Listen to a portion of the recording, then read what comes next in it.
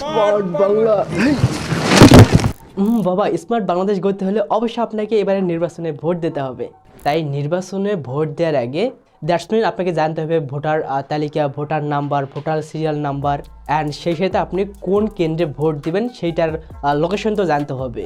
So এই ধরনের ব্যাপারগুলো দেখার জন্য জাস্ট আপনাকে একটা অ্যাপ্লিকেশন ইনস্টল করার প্রয়োজন পড়বে। তো আপনি ফার্স্টে চলে যাবেন প্লে স্টোরে। তো আপনি এখান থেকে সার্চ করে দেবেন স্মার্ট ইলেকশন ম্যানেজমেন্ট বিডি। তো ফার্স্টে একটা অ্যাপ্লিকেশন চলে আসবে, তো আপনি এটা ইনস্টল করে নিলেন। তো ওপেন থেকে দেখতে পারবেন ফার্স্টে ইংলিশ সিলেক্ট করে দিতে পারেন।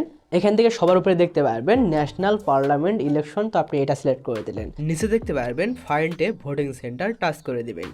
আপনার এনআইডি কার্ডের নাম্বারটা দিতে হবে।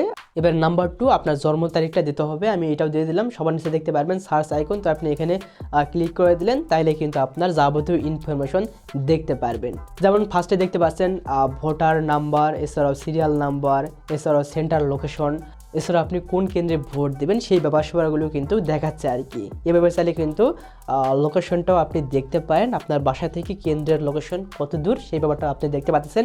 এনিওয়ে, ভোট হচ্ছে আমানত, আমানতের খেয়ানত করা যাবে না। তবে অবশ্যই আপনি যাকে আপনি ভোট দেবেন সেই বান্দা যদি অন্যায়, অপকাজ, খারাপ কাজ করে থাকে, যাবতীয় কিন্তু দায়ভার আপনাকে নিতে হবে। আর ভালো কাজ করলে তো সদকায়ে জারিয়া হিসেবে আপনি সেই ভালো কাজের আমলটা পেয়ে যাচ্ছেন। তাই তো তারিনের প্রথম ভোট ন্যায় ও ইনসাফের পক্ষেই হোক। সবাই ভালো থাকবেন, আমার জন্য একটু দোয়া করবেন। আল্লাহ হাফেজ।